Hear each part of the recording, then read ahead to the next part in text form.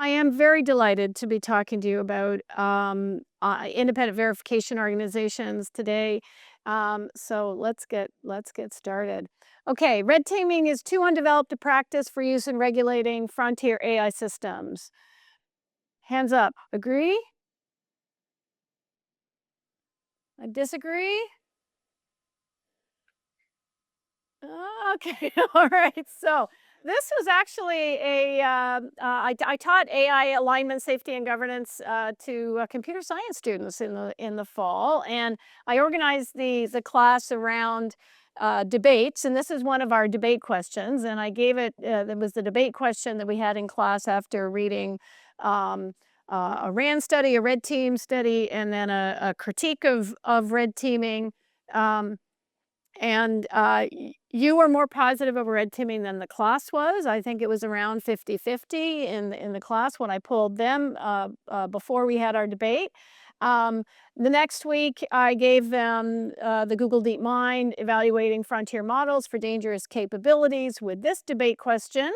We are sufficiently close to a science of dangerous capabilities evaluations for governments to require such evaluations prior to model deployment. Agree? Yes? Hands up. It's hard to see. Okay, no? Most people aren't voting. Okay, all right, that's a bit closer to the 50-50 that I got from my students. And then we looked at, and then we've got some follow people here, towards evaluations-based safety cases for AI scheming. Government should require developers to produce safety cases for scheming before the next generation of frontier models are deployed. Yes? Agree? Okay, no? All right, so Adam, you're the most negative about this. But anyway. I actually was. Right. So again, my students were kind of on the 50-50. So of course we've got lots of awesome organizations that are working hard on what we've actually heard lots during the workshop about the challenges, the limitations on red teaming, evaluation, safety cases, our capacity for evaluating model behavior, which is not to say we don't have, as I say, these amazing organizations that are doing work on this. So Meter's out there, Apollo, with techniques, stress testing, evaluations, Transluce. We've done some work with Transluce, and they've been doing some innovation around the capacity for identifying, for example, the likelihood of models responding to encourage self-harm. We've got Secure Bio here. I was very delighted to meet people from Secure Bio during this workshop, which of course, just to be clear, the most important thing about the alignment workshop is all the people that you meet. And it's one of the few workshops I go to where I hear so much new stuff. It's really quite awesome. So kudos to FAR for that. And of course, this organization working on how do we do model validation. We just heard so much about this. But of course, I barely need to put this picture in front of an audience like this. AI capabilities are advancing at an exponential, or is it super exponential pace? And regulatory capabilities are advancing at snail's pace, right? We are not keeping up with our capabilities. This is why I think that the major AI governance challenge is how to increase the pace of regulatory capability growth. How will we do that? Dollars. We need to figure out how to get a lot more money into regulatory capability growth, right? How do we get investors? How do we get those investors so that we can get more brains in there? So I like to refer to all of those organizations, and there's lots I haven't mentioned here that are working, Meter, Apollo, Secure Bio, and so on, as the little green shoots. We have this growth that is beginning to happen, poking up out of the soil, but we need to figure out how to grow mighty oaks from those little sprouts. Right? We've got to figure out how to build that, increase that pace of regulatory capability growth, but we need to make sure that we're doing it in a way where it's governance by the people, the demos, us, right? That's what regulation is about. It's about the capacity for a population, a community to say, this is what we want to have happen, this is not what we want to have happen. So how do we do that?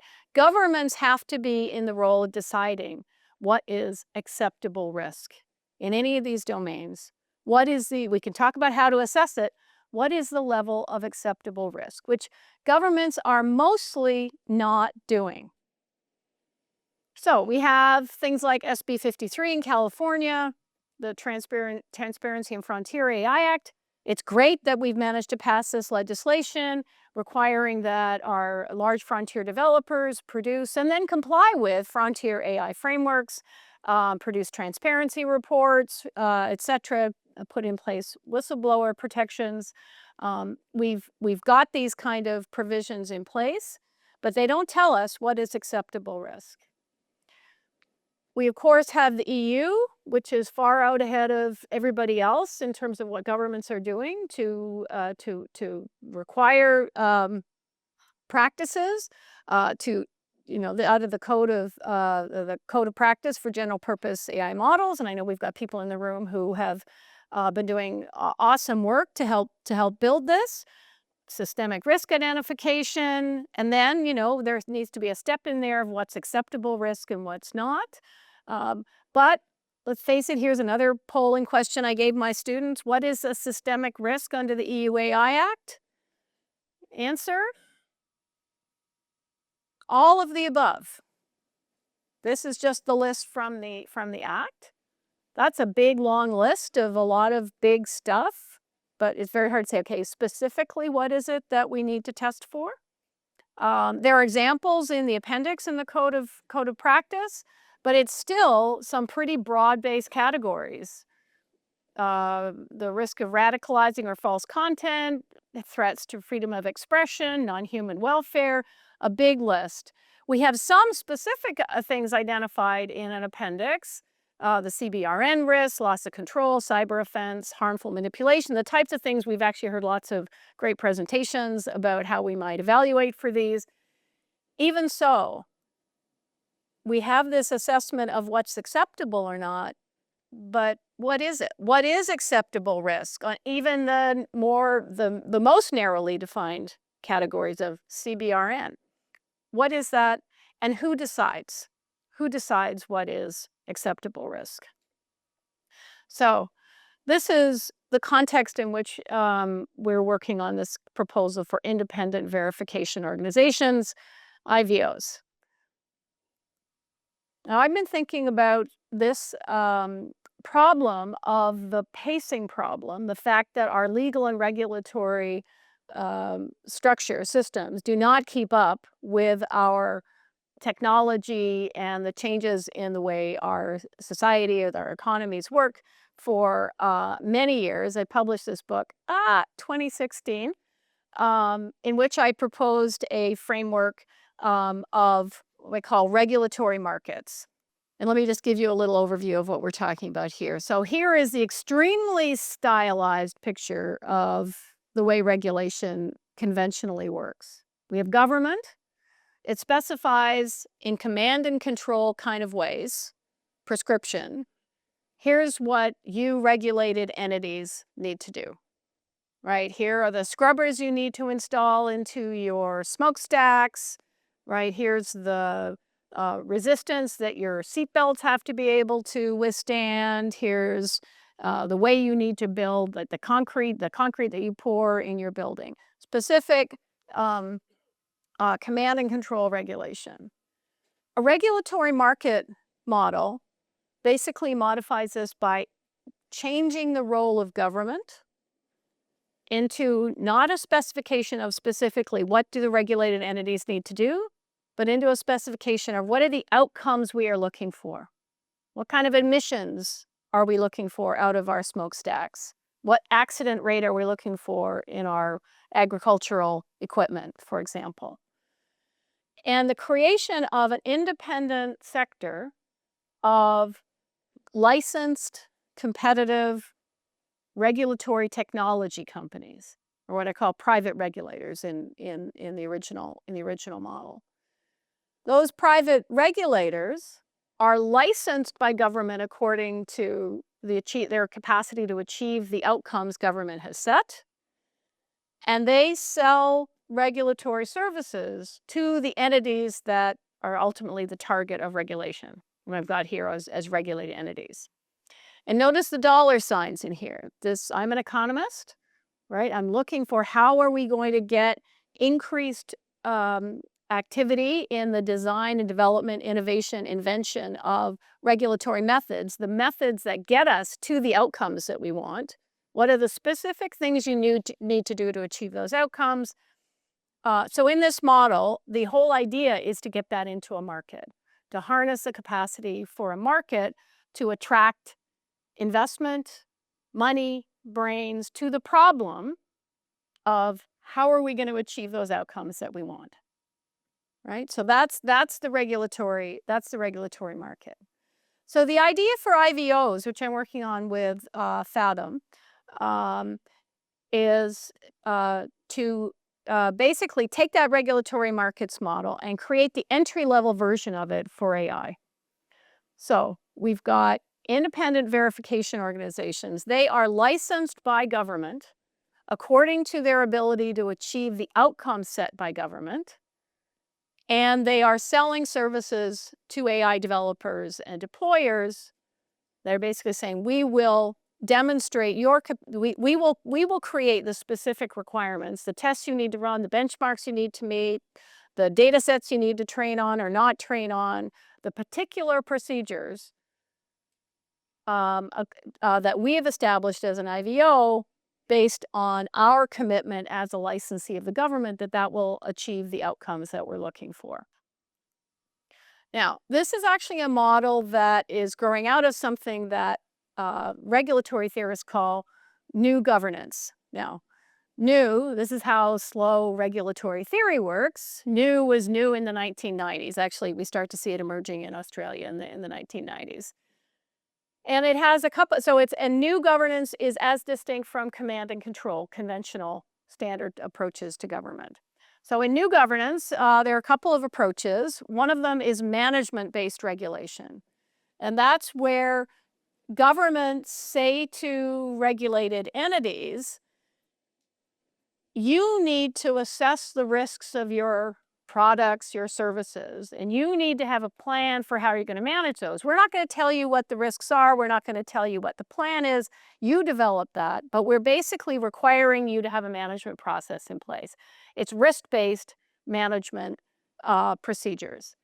That should sound kind of familiar because it's basically what we are currently seeing in terms of, okay, you have to have a frontier AI framework, right? You need to have done a systemic risk analysis. Internally in the companies, right, you need to do that analysis. So that's what our existing approach is. You can sort of fit it into our regulatory theory picture and say this is new governance of the form of management-based regulation. And it's a way that governments have dealt with the fact, and it didn't just arise with AI. As I say, it goes back to the 1990s. It was dealing with technology growing more complex, advancing more quickly, saying we don't have the expertise in government to tell you what you should do, so we're just going to stand on your shoulder and say you have to have a risk management process in place. But a second type of new governance technique that emerged in this literature is something called performance-based regulation.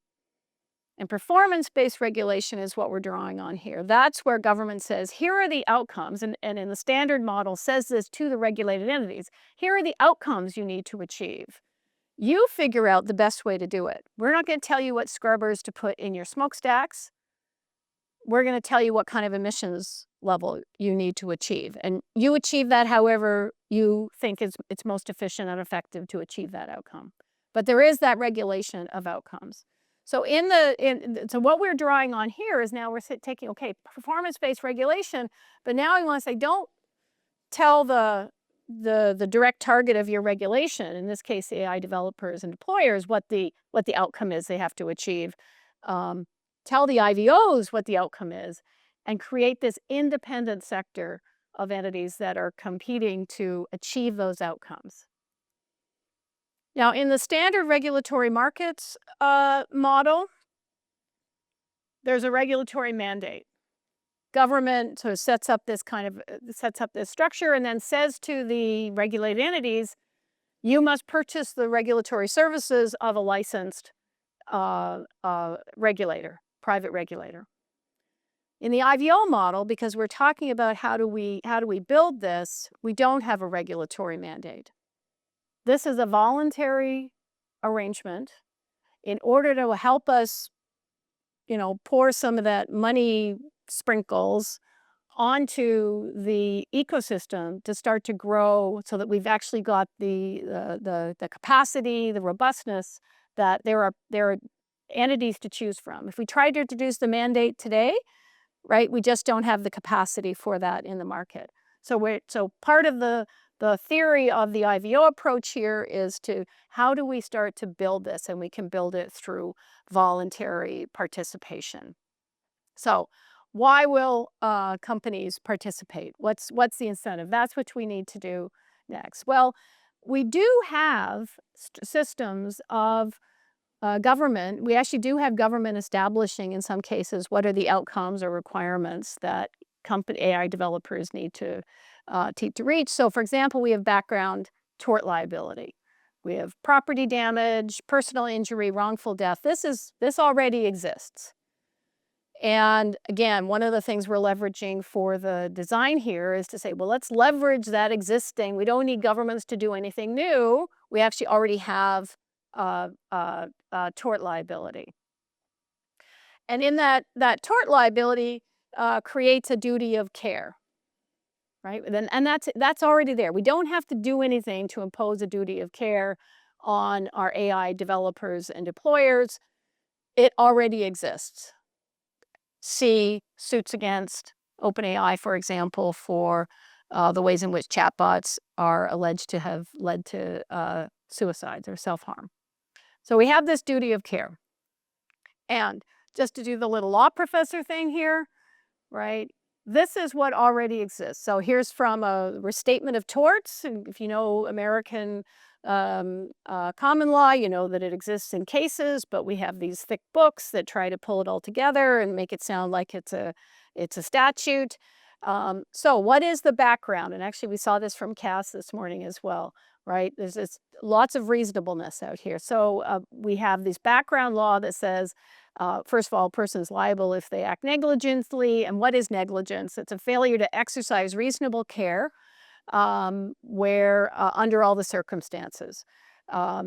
We look at factors like the foreseeable likelihood that the conduct will result in harm, the foreseeable severity of the harm, the burden of precautions.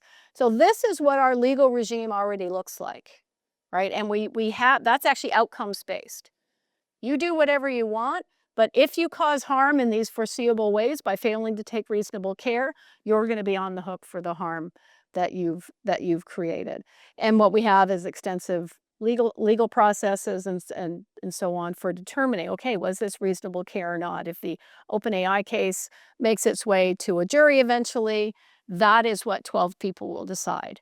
Did they take reasonable care or not? This is not just unique to American law. Here's the French Civil Code, which has been around since, this is actually it has not changed since the Napoleonic Code.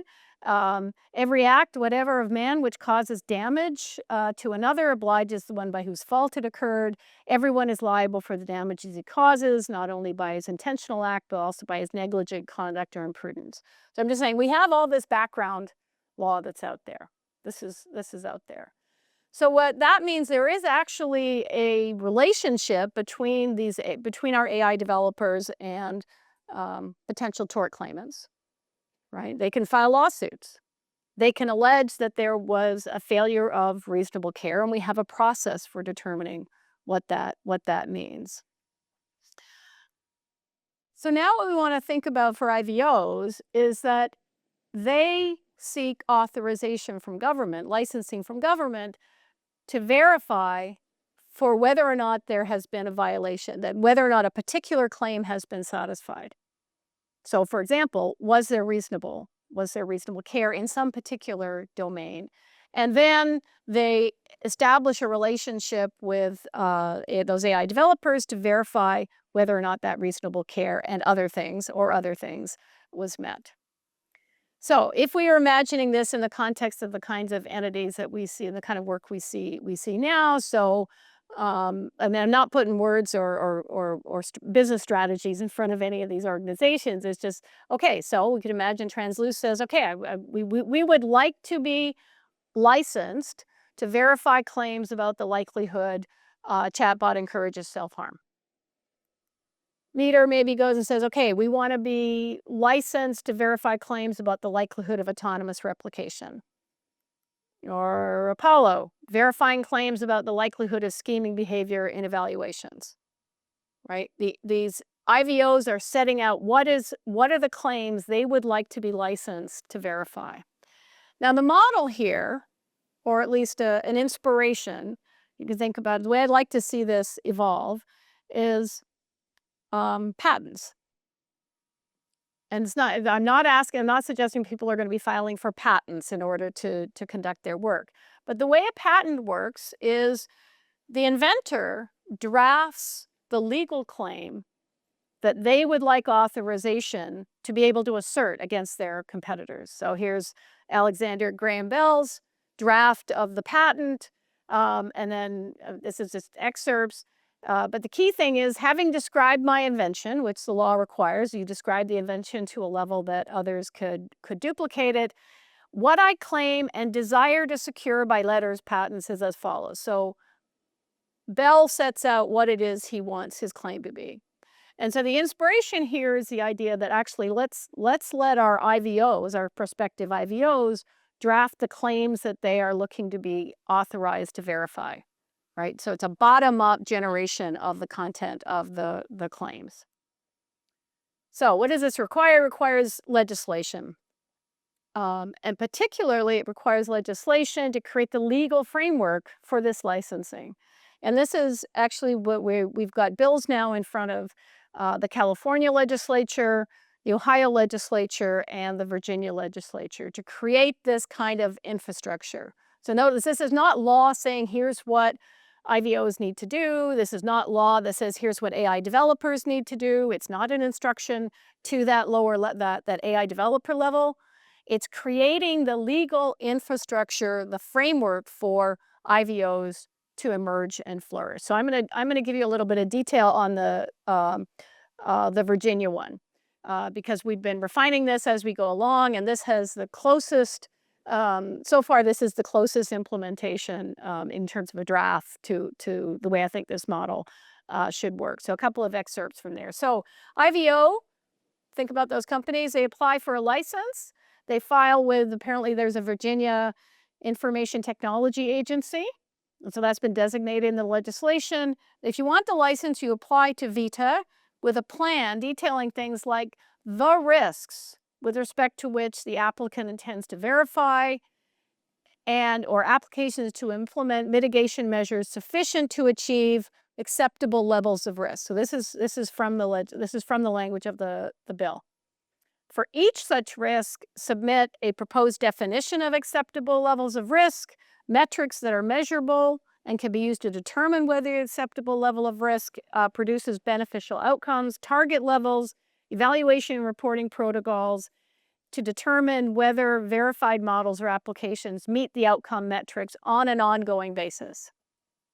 Okay, so this is what goes into the request to be licensed. You propose technical, operational, governance, and other mitigation requirements for developers.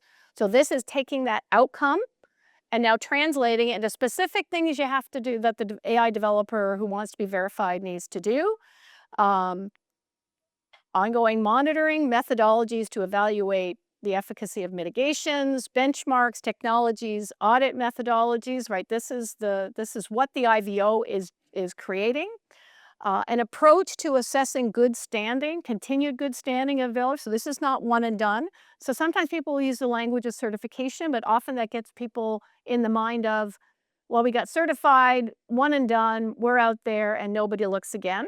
But this is more like you are subjecting yourself to the ongoing oversight and monitoring of the developers subjecting themselves to the ongoing oversight of the IVO.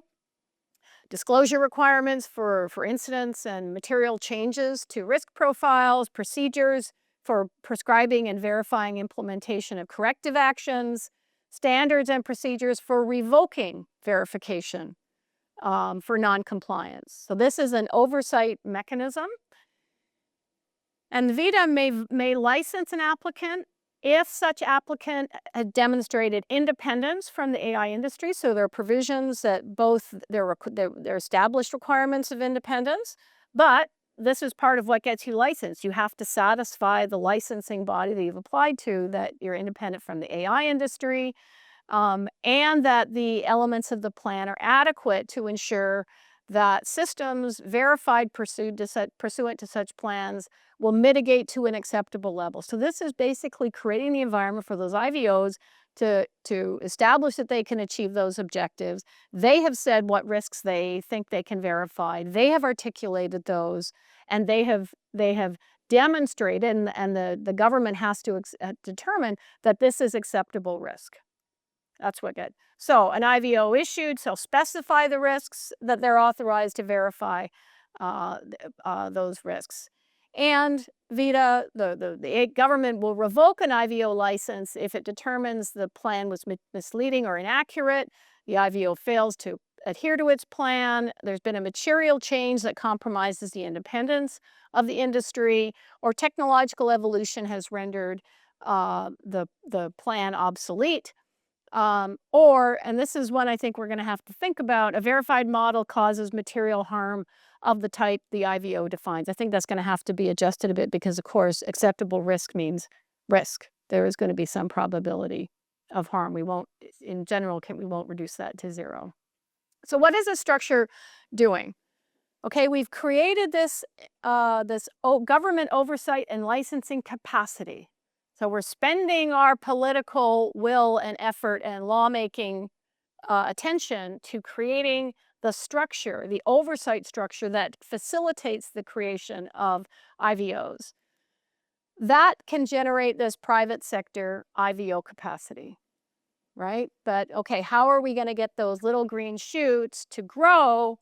That's where you need to figure out where's the market demand for this. How will we build market demand for the growth? Because how are we going to build the market demand for those IVO services, which is what will generate the investment, right? We're going to need to get venture capital in here. We're going to just capital generally into this sector. When you hear people say we need to be spending as much on AI safety as we're spending on AI, this is what we're talking about.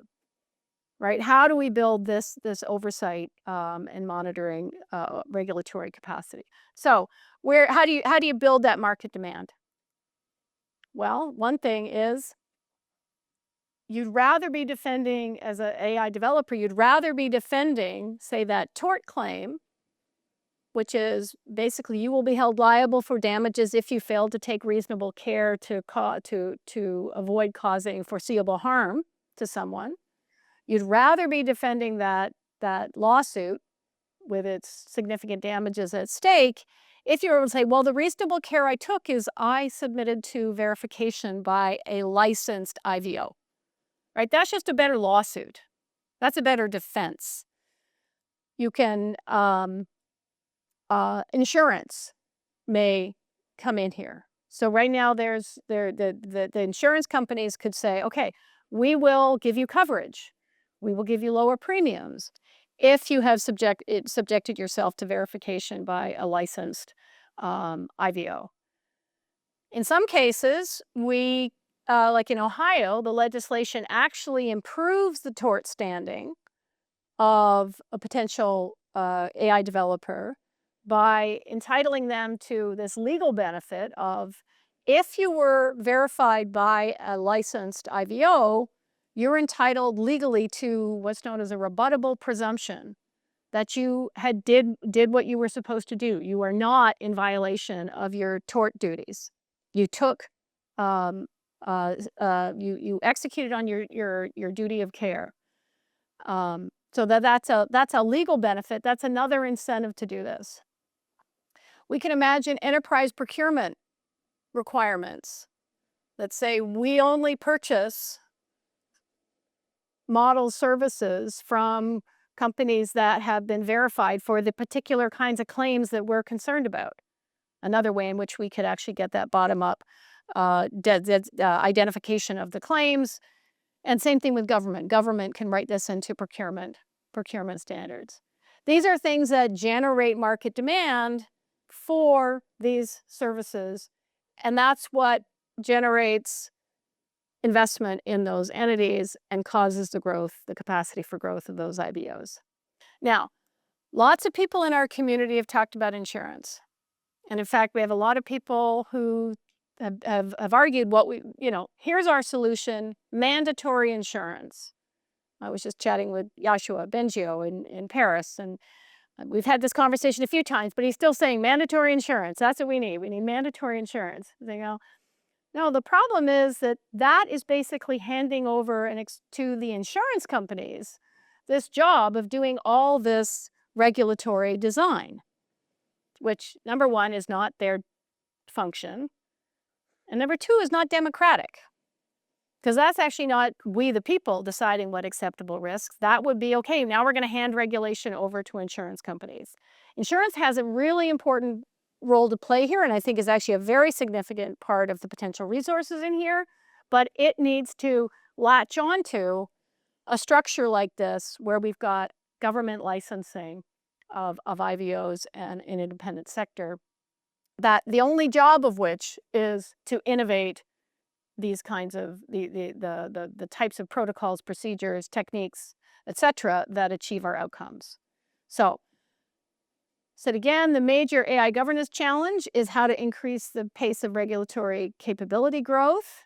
And I think the way we do that is we build the IVO ecosystem, and for people in this room, start building those IVOs. Thanks. Thank you. Really enjoyed this, and I always love someone taking an economic take on these issues. My question is, maybe the simplest version of it, regulation is kind of hard in any industry. This seems like a really interesting model for most industries. Some of the features that make AI regulation really hard focus on some of the risks being these terrifying one-shot risks where you want to reduce the chance of any failure. And it feels like a lot of the feedback loops in this system, like government kind of ranking IVA's capabilities based on outcomes, assumes like a decent signal in terms of some risks materializing. And so I can see for like kind of AI ethics style risks, this model working quite well. But from the sort of the most terrifying AI safety kind of risks where you don't get a signal until it's too late, I'm not quite sure how this system holds together. So we're all like, part of the reason I wanted to put up the picture of the entities and then point to this community that is working on evaluations, benchmarks. Can we detect scheming? Can we what's the likely we saw work on bio risk and so on. So there are things that are definitely sort of in our category of catastrophic risks that we say, well, no, we do think there is work to be done. I feel like that's the main message of this entire workshop. There is work to be done, and we need to be doing it to figure out how to identify those risks, measure those risks. I think this was in Adam's opening talk. How do we, like, where are we? We are kind of not anywhere right now well, we're not anywhere. We are somewhere on the science of how we do this. But I don't think it's a weakness of this model that's a massive challenge. And I hope we're not in the world where it's just not possible, right? But if it is possible, then all we've added into the mix here is I would like I would like like a secure bio, for example, to be going to government and say, okay, we got tons of expertise here. We're going to educate you about what it is we can evaluate. We're going to tell you what it is we think we can learn. And government is then saying, okay, we think that's important. You've shown us enough about that outcome that we are going to we're going to give you this special status, right? That you've been vetted to some extent by government. Now, it's never a critique of any proposal about a regulatory structure that it won't work perfectly, right? It's comparative analysis. Because if you think government can't evaluate the outcomes, then why do you think it can regulate at all? right? This is an effort to build something that's actually closer to, I think, what governments can do. And it's also why we're saying, you can't make it mandatory to begin with. You have to start growing it. I mean, my hope is that if you significantly increase the resources going into this kind of work, so it's not happening just in small nonprofit entities, and it's not only happening inside the private technology companies who are not telling us what it is that they're doing, right? We need to get that. We need to get that funding. Um, so I do not think that this is something that's, oh, this will be okay for kind of like your bias and discrimination and algorithms type stuff. We actually have all the structure I think we need in place for that, frankly. Um, Chatbots that are encouraging self-harm or psychosis, I think that's also in the category of potential catastrophic risk. Persuasion, we've heard about persuasion, right?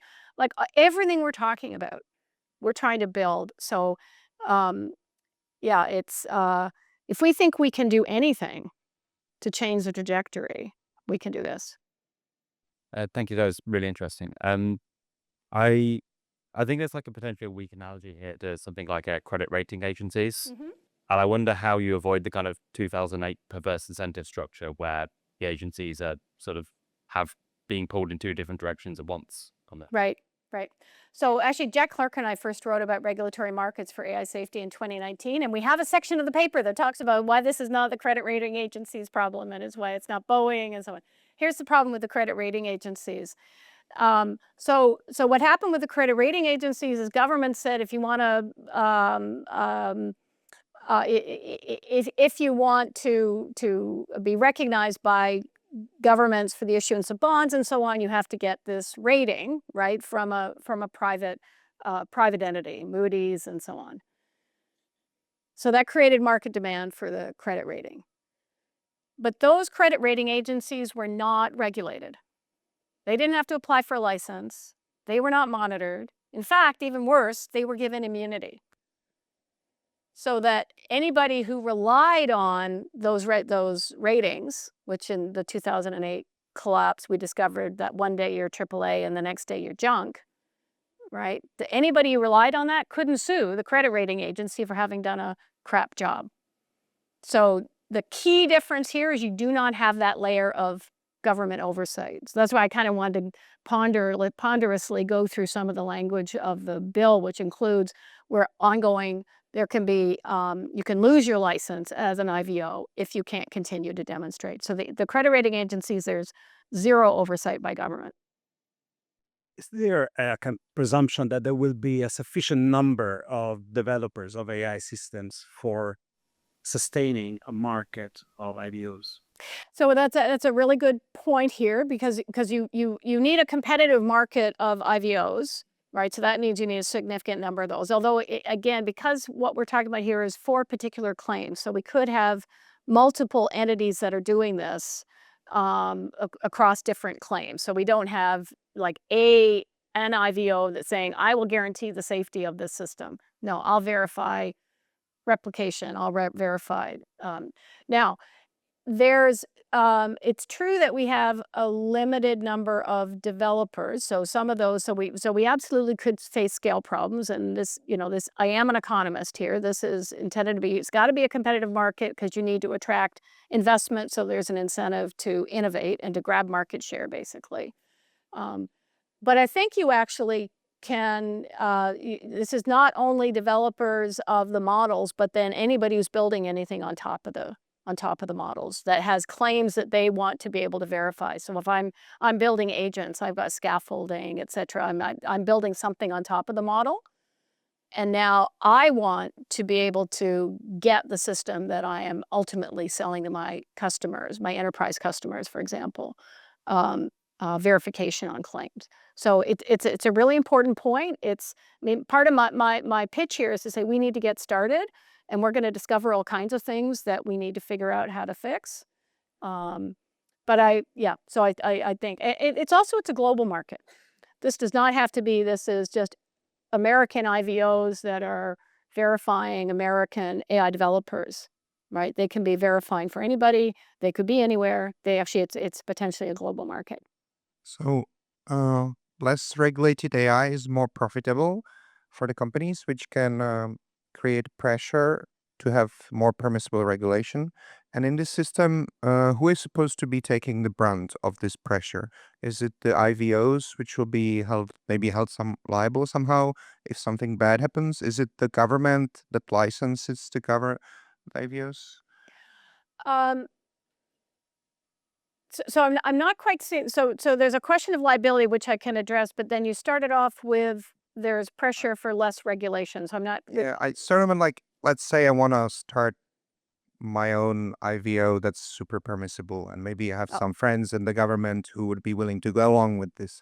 Who is supposed to be the main check on this not happening? Okay. So I mean that's the problem of regulatory capture is a problem throughout any regulatory system, right? So it's true. This model does depend on our confidence in our government to, in fact, license in good faith and in a responsible way, right? I know there's a lot going on that we say, oh, I don't trust governments to do anything, but we actually have that we have to rely on the imperfect ways in which that happens across the board already. So, but right, the system is as good as your confidence in the capacity for government to regulate, to license those IVOs. But there's a couple of things that I think make that, you have to, again, comparative institutional analysis, compare it to government actually directly, which we're not seeing governments do, but government directly regulating those AI developers, right? Like there's regulatory capture potential there as well. You have to compare it to that. So here's a couple of differences. The capacity for governments to transparently say what is acceptable risk, and then to have sort of public determinations of whether or not there's licensing that is who they've licensed and the demonstration. There's less confidentiality around the outcomes as opposed to the procedures and the methods for that. If you really do manage to get this to scale so that you have a sector of competing providers, they actually have incentives to help the government, check on their competitors, right? Like company A or IVO A has an incentive to share information with the government that says, yeah, I don't see how IVO B is actually doing that. Like we haven't been able to do that. So there's capacity for that information to flow like that.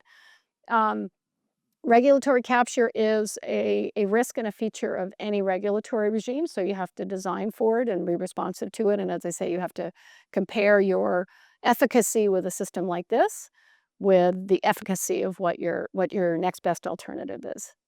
That's not perfect. Thanks. That was very interesting. I guess the main thing I'm curious about is like how quickly you think this kind of thing can spin up, because I think a pretty salient concern is that if the landscape changes very quickly, you're always 6 months behind in that, or a year or two behind. Yeah. So as I say, we've actually got the legislation in front of some state legislatures, which I'm like I've been talking about this idea, like I told you, 10 years or more. Actually, I don't even want to tell you when I first started sort of cooking up this framework before I started thinking about AI. It started to gain traction. It's starting to get recognized as like this is the only thing we could be doing. And so I actually think the capacity for spinning up the licensing, especially with a voluntary participation component, is not that. We could be doing that in short order.